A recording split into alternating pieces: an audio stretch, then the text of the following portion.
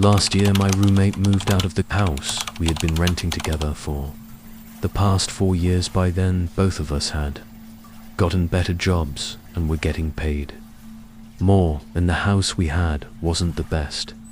So, it was only a matter of time before one of us moved out to get their own place. After he moved, though, I was able to use more of the space in the house and actually just decided to stay there for another year or two.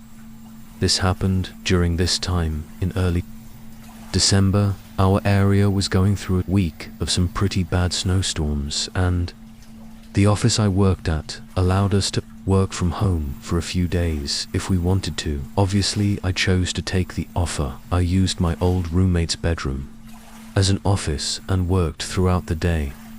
But at one point, while I was working, there was a knock at the front door. I left the room and checked who it was. There was a man on the porch in a heavy winter jacket. He didn't seem to be a worker or delivery person of any kind, just some regular guy. I opened the door, getting hit by a rush of snow and wind. "How can I help you?" The man smiled and apologized for interrupting my day, then explained his situation. He said his car got stuck in the snow right on the side of the road next to my house, and he didn't have a phone on him, so he asked if he could borrow mine. Obviously skeptical, I told him to give me a minute. Then I closed the door and went to the other side of the house. I looked out the window at the road he was supposedly stuck on. There was a small SUV that looked like it had actually slid into the curb and gotten stuck in the snowbank. Now that I was pretty sure he wasn't lying, I grabbed a jacket and put on some shoes, then went back to the front door. I was still a bit skeptical, but I stood on the porch with him as he used my phone to call his brother, just so that if he did try to run with my phone or anything, I could chase after him or prevent him from leaving. After a quick call, though, the man handed my phone back and thanked me, then walked away. I went inside and checked the window, seeing the man getting in his car, thinking everything was settled now.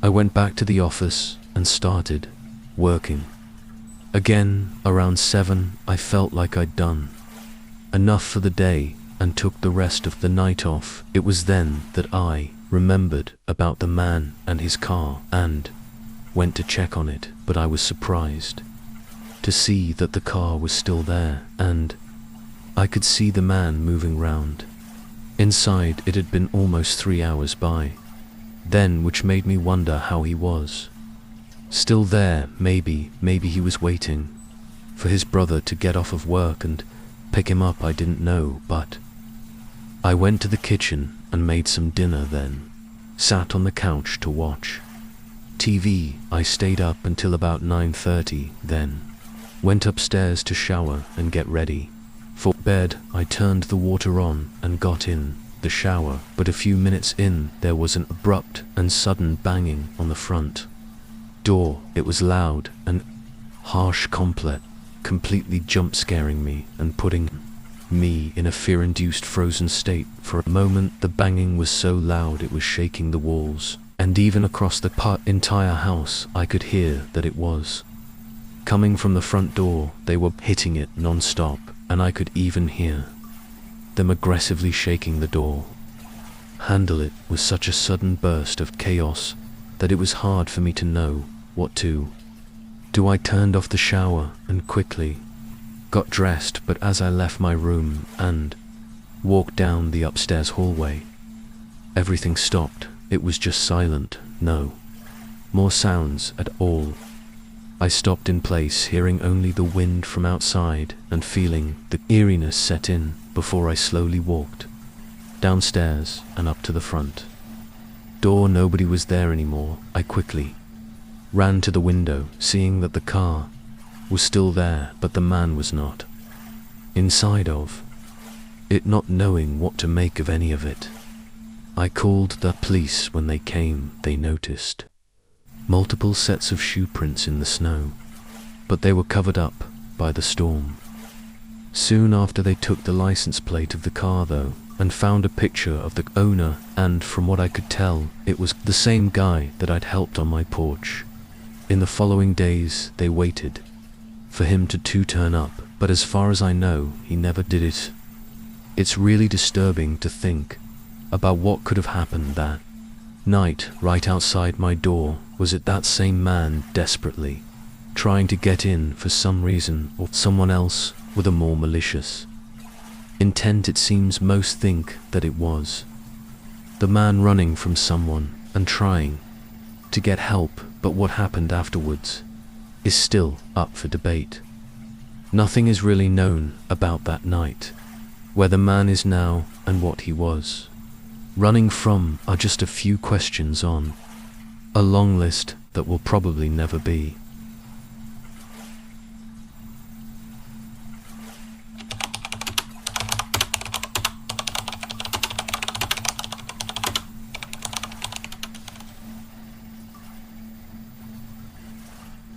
answered. It was January, and I was renting out a winter cabin that was by an ice fishing lake. It was a very small, bare-bones cabin with only the essentials, and was only there for people like me, who liked going out to the lake for fishing or ice fishing. I'd usually bring a friend along with me, but sometimes I went by myself, and never had any issues with it.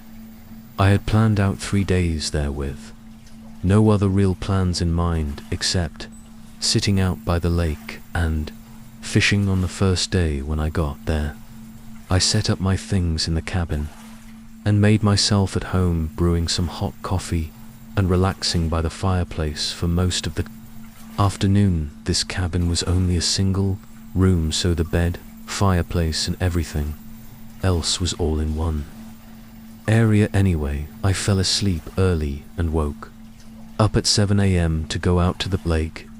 It was about a 10-minute walk from the cabin down a short forested path that was entirely covered in snow. Once I reached the lake, I found a good spot and got my things situated, drilled into the ice and started fishing. I find it to be really relaxing to just sit there and fish, though I do know a lot of people find it to be boring. I stayed on the lake for several hours, probably 3 or 4, then packed my things as the snow was starting to pick up and the wind was getting heavier. I walked off the lake and back onto the path, but immediately noticed a set of footprints in the snow going alongside mine from earlier. They went right up to the edge of the lake. I was then turned around and went back down the path toward the cabin, feeling a little uneasy that someone was out here and had been right behind me, maybe watching me. I chose to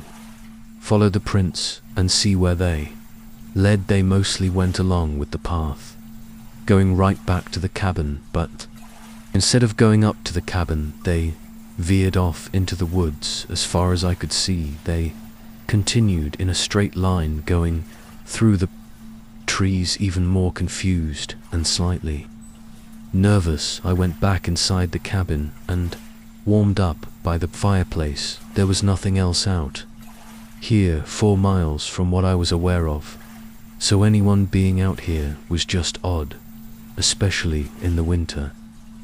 I made food and stayed in the cabin for the rest of the night, keeping the fireplace running and mostly just reading. But about an hour after sunset, I heard movement outside, a very light crunching in the snow, but in the recognizable pattern of someone walking. I moved over to the window and looked, instantly seeing a figure out by the trees walking toward the path. They were wearing thick clothing covering every part of them, making it hard to get any details on what they looked like.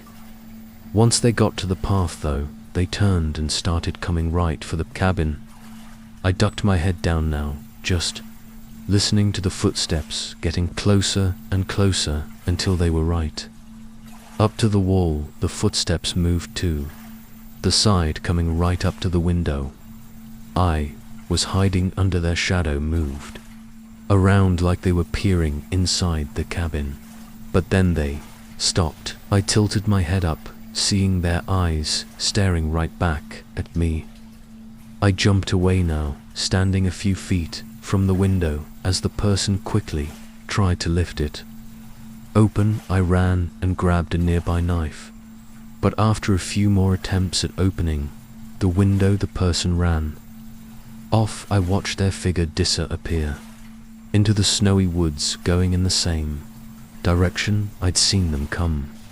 From after that, I packed up and ran from my car, leaving the area only a few minutes later. I don't know who they were or what they wanted, but they knew I was staying there after seeing me at the lake and willingly came back in the middle of the night to try and break in through the window, so they definitely had something horrible in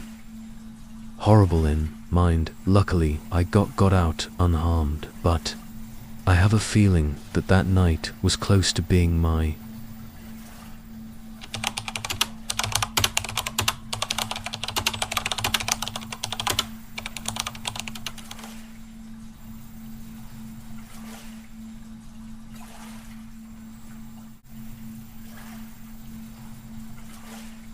last. This happened in January of 2020. When I was 18, over winter break, I had signed up for DoorDash, since a couple of my friends were also doing it.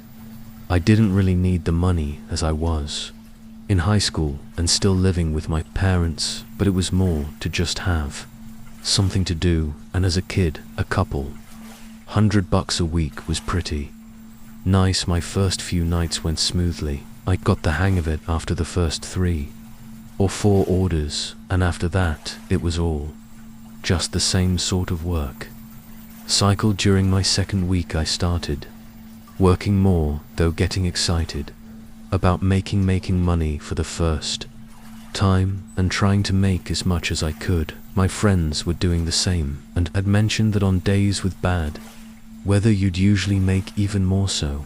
On the one night when snow started coming down, I chose to hit the road and do some deliveries. For the first hour, I was FaceTiming one of my friends as we were both driving around, but he stopped and went home around 8. It was Saturday, so I could stay out as late as I wanted, but by 10 o'clock, I was getting a little bored. I took up one more order. I got the bag and drove to the neighborhood it was in. This was just some regular street with very average houses. By now the snow had covered up everything though, which made it both hard to drive and hard to see the numbers on the houses. I slowly made my way down the street until finally finding the right address. It was a 2-story typical looking suburban home that still had Christmas lights hanging on the trees.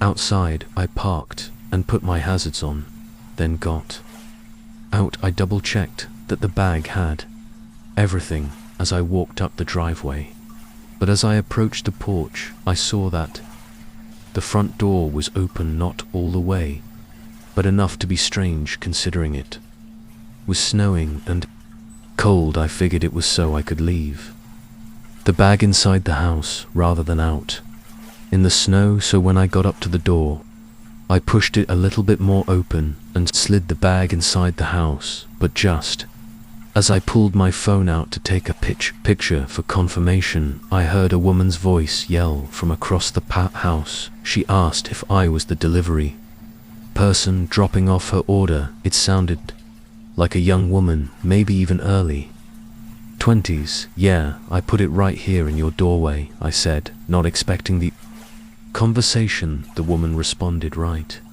away, saying I could push the door open and bring the bag to her. I knew it was strange to be asking me to go inside their house, but I pushed the door open just to see where they were. Past the entrance, there was a long hallway that led to what I think was the kitchen, and on the wall I could see the clear shadow of the woman who was presumably standing right around the corner Where do you want me to bring it?" There was a long moment before the woman responded. She leaned half of her body around the corner and showed herself at the end of the hallway, telling me to just bring it over to her, and gesturing with her hands for me to come in. But as she went back around the corner and out of sight, I realized that the shadow outline on the wall hadn't moved with her. It was someone else's shadow standing somewhere by her around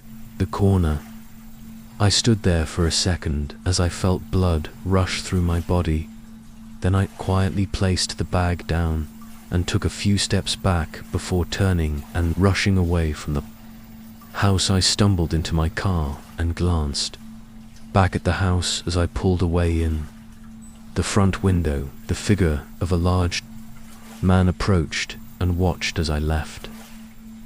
I stopped at a nearby gas station to catch my breath and rethink everything that happened. It was pretty clear by how everything played out that this was some kind of setup, but I also knew the police would have nothing but my word to go off of. I did end up reporting it, but when they went to the house to ask the woman about what happened, she denied that anyone else was there and denied the officers access to search the home for anyone else. So like I said, the police were unable to do anything at the time. What the woman and the man were trying to do by getting me inside their house is unknown, and I can only imagine that I wouldn't be here right now if I'd gone inside without thinking twice.